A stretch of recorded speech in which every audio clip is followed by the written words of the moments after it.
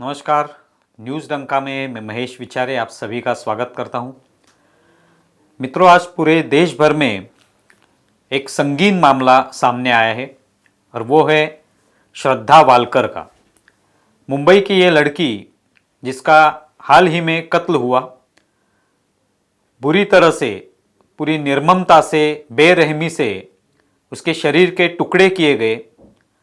आफ्ताब पूनावाला इस लड़के ने, जो कि उसके साथ ही नौकरी करता था मुंबई में, उसके बाद इन दोनों में प्यार हुआ और वो दिल्ली में शिफ्ट हो गए और वहाँ पे ये हत्या हुई।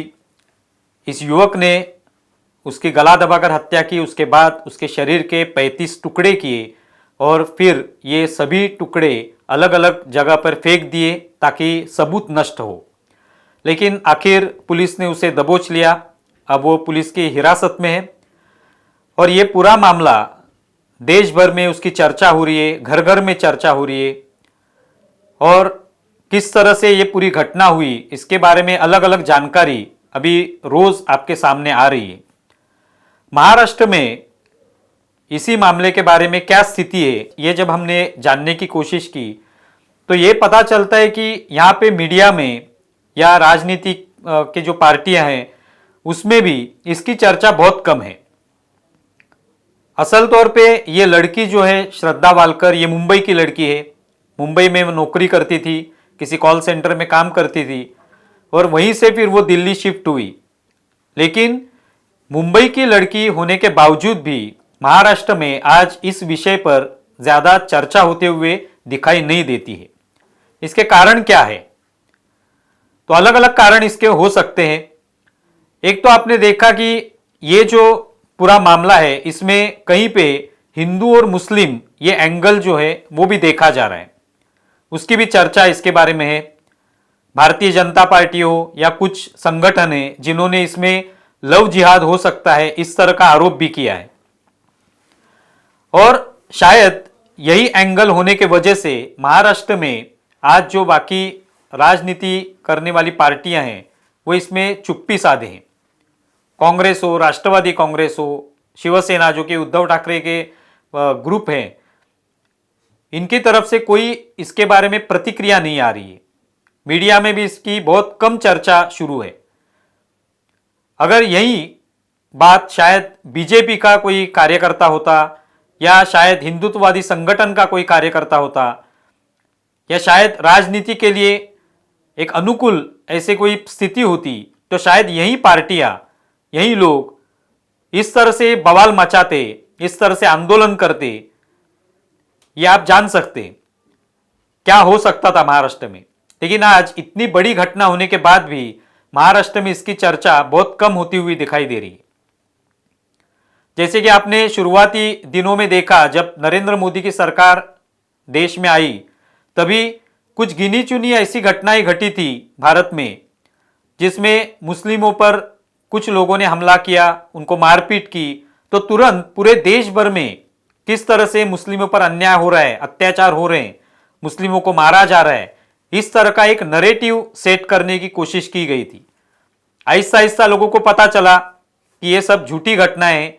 कुछ जगह पर निश्चित तौर पे हुआ था, उसकी आलोचना भी होनी चाहिए, लेकिन पूरे देश भर में जैसे ये घटनाएं हो रही है इस तरह का एक वातावरण तैयार किया गया था।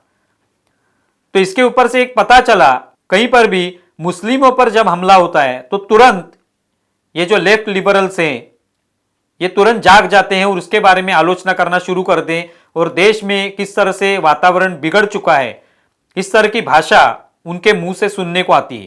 लेकिन आज जब ये मामला सामने आया है, इसमें जब ये आफ्ताब पूनावाला ये मुस्लिम लड़का है और श्रद्धा वालकर हिंदू लड़की है, तो इनके बारे में जब ये एंगल सामने आता है तो यहाँ पे कोई पार्टी जो कि महाराष्ट्र में महाविकास आघाड़ी में होने वाली जो पार्टियां हैं उनकी तरफ से कोई कठोर ऐसी प्रतिक्रिया सामने नहीं आती।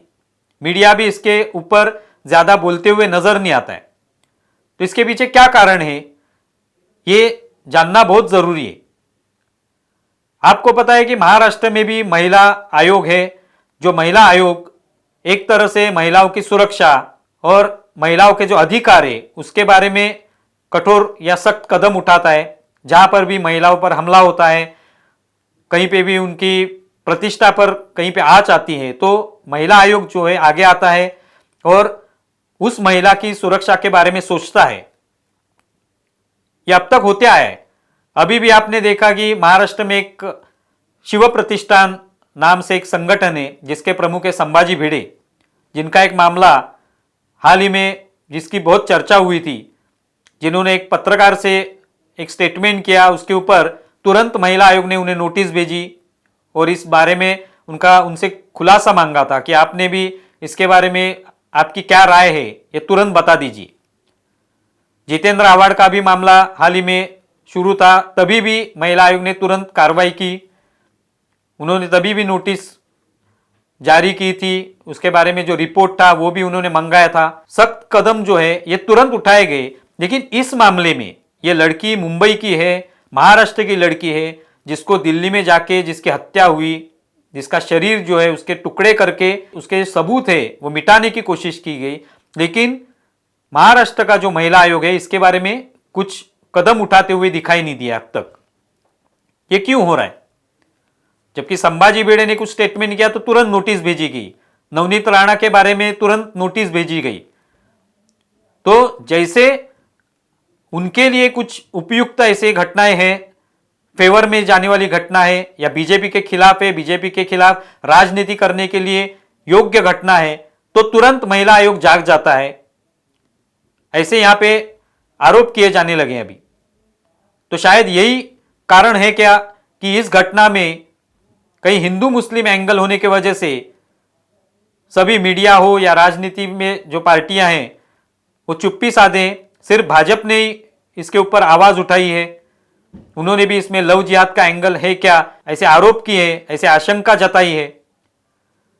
तो कारण कुछ भी हो सकते हैं, लेकिन एक बात सही है कि महाराष्ट्र में इस घटना को लेकर ज्यादा बवाल नहीं मचा है।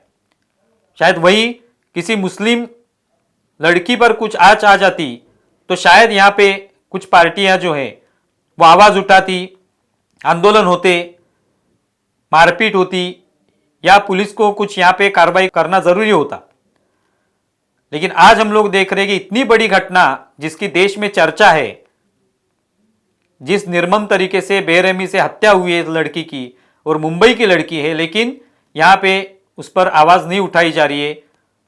इस मामले को लेकर कोई भी पार्टी कुछ बोल नहीं रही है, महिला आयोग भी चुप है। तो ये क्यों हो रहा है? ये निश्चित तौर पे गंभीर मामला है, तो इस पर कुछ ना कुछ होना चाहिए।